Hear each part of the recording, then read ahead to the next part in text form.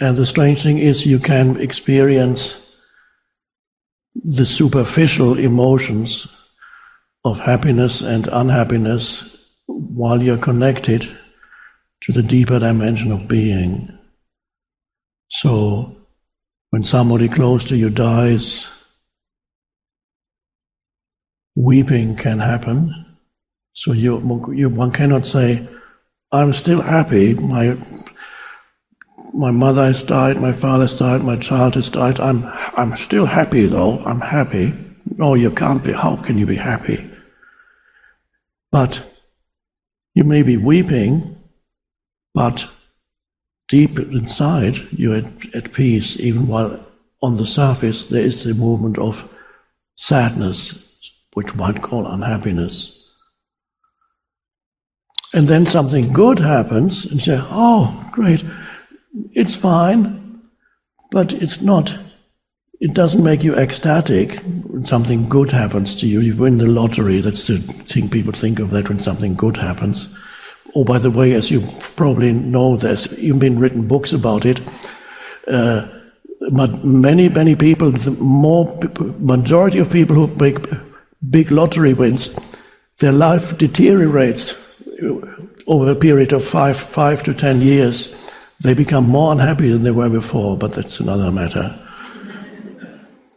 So something good happens, and again, if you're totally dependent on external conditions for your happiness, then if something good happens, like lottery win, you're incredibly, you're on a huge high.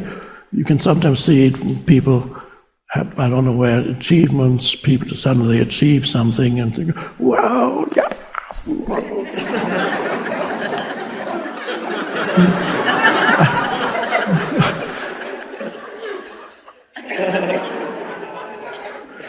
That's a high, and it won't last for very long. So, but if you're connected with being, you still go, oh, that's great, but there's no longer this unbalanced reaction. Right? I remember.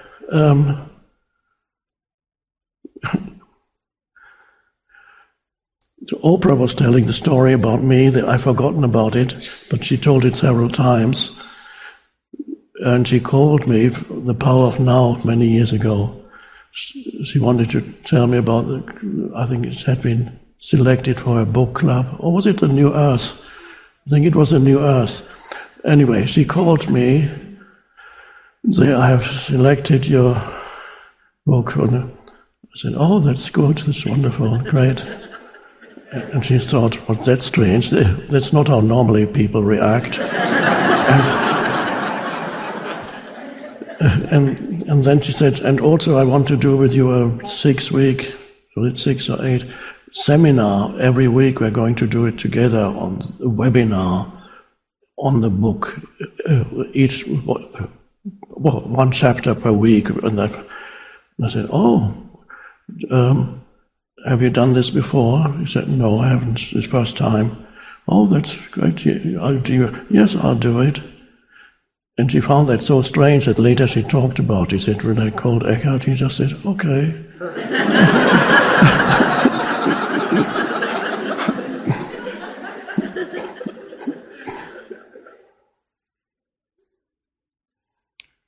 I was happy.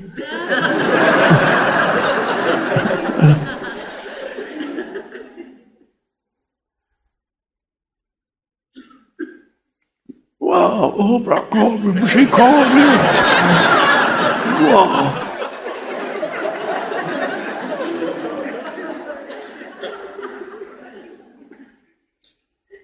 And then perhaps a couple of years later, I haven't heard from her in 2 years.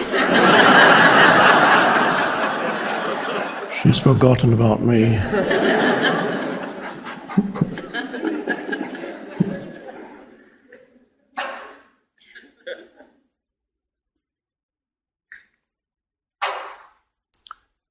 So, and this applies to whatever, even a simple thing. I gave the example of going on a hike. On the appreciation of the present moment, even while you're pursuing a goal, is of a high quality. That's an interesting way of putting it.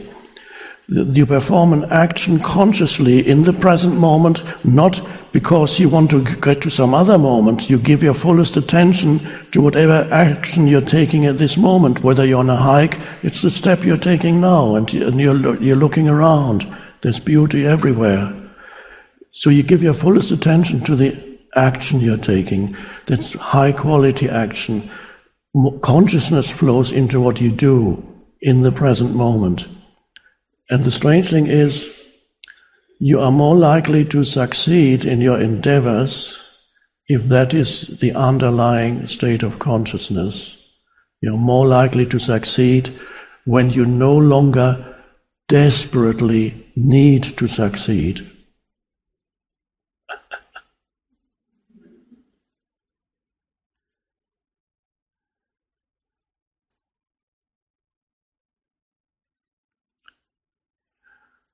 And so you begin to bring together the being dimension and the doing dimension in activities. Honor the present moment. It's more important than the next moment. Or yes, you want to get to your goal, but whatever is now is of primary importance. That's a shift in consciousness. Whatever importance. You need it, it's good, but it's of secondary importance.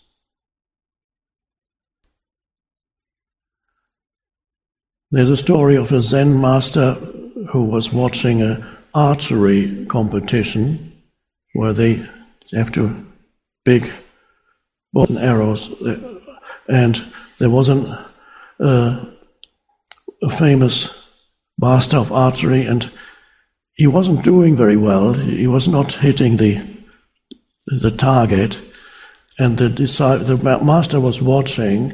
The disciple asked, "Why isn't he doing well today?" And the master said, something like his desire to win deprives him of power. His desire to be the best deprives him of it. In other words, he is not totally present. He is focusing on the outcome, not totally present in the doing. And so the doing is of a lower quality. This is a shift and the wonderful thing is, not every endeavor that you undertake is going to succeed. That's just in the nature of things. You may have great plans, maybe you never arrive. It's possible. Go to Los Angeles, where in every good restaurant, all the waiters and waitresses are actors. But for the time being, they are out of a job.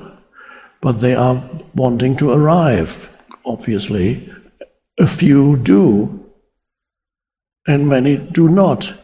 Does that mean a failed life? Not at all. Something else will arise that may be infinitely better than acting. But in the meantime, how do you perform the activity that you're engaged in now? Do you honor the present moment? What would you like? Yes, okay, an omelette, right, okay. And then you bring it and you put the plate down on the table consciously. It's very different from somebody a waiter who just puts it, there it is. Here you are, okay. Put it down consciously. It doesn't have to be slower than normal, but consciously.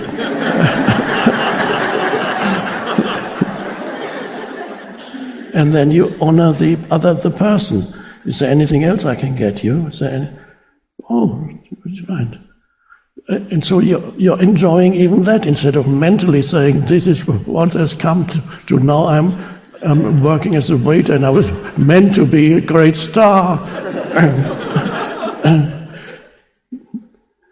And perhaps their life will move in a totally different direction. But the starting point is thing, whatever that may be. It may be totally different from acting. A point may come when you are happy that you never got these, you never became a great star in Hollywood. Because we might see that a lot of that is actually extremely fake. It doesn't necessarily mean that everybody is in there.